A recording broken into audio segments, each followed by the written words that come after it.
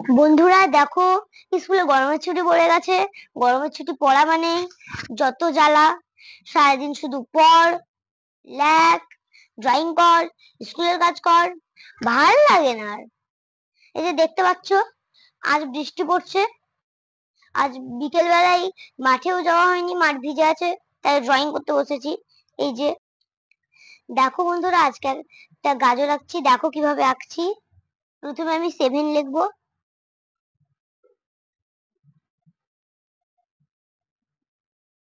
7 এর কোনটা একটু ধারালো হয় সেটাকে আমি জাস্ট এভাবে তারপরে যে এইটা আসছে, তারপর এটাকে তোমরা মিটিয়ে দেবে। দেখো গাজরের সাইজটা প্রায় চলে এসেছে। এরপর কিছু ছোট ছোট দাগ, তারপর এভাবে লম্বা লম্বা গাজরের যে উপরের ইটা থাকে,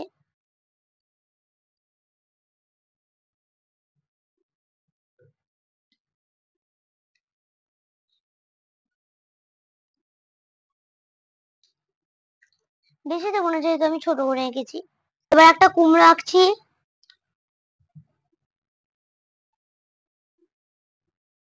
প্রথমে আমি একটা ডিম্বাকার সাইজের মতো একটা গোল করে নেব, তো তারই সাইডে আবার এরকম করে নেব। এই যে দেখতে পাচ্ছ,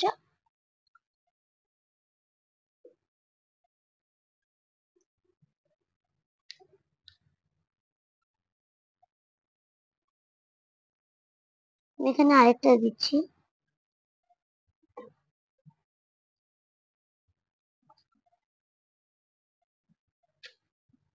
এবার এখানে একটা কুমড়োর ডান্ডাটা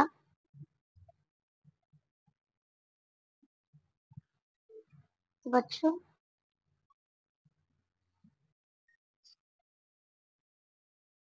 তারপর কুমড়োর যে মানে এই পাশের দিকটা আছে,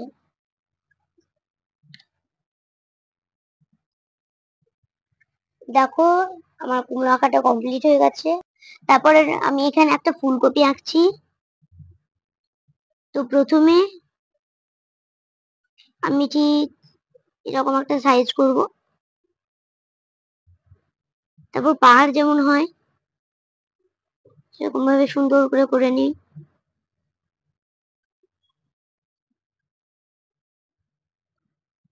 তারপরে এই যে এখানে একটু ঠিক এই যে একটু আঁকাবাঁকা করে ঠিক এই যে অর্ধেকটা সাইজ মতো করে নিতে হবে। সাইজ ছোট করে দিচ্ছি আমি। তারপর এখানে একটা দাগ এভাবে দাগ টেনে নিতে হবে।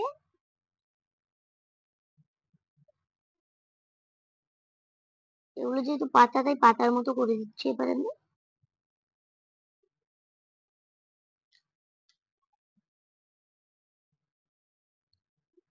তারপরে এই যে দেখতে পাচ্ছ,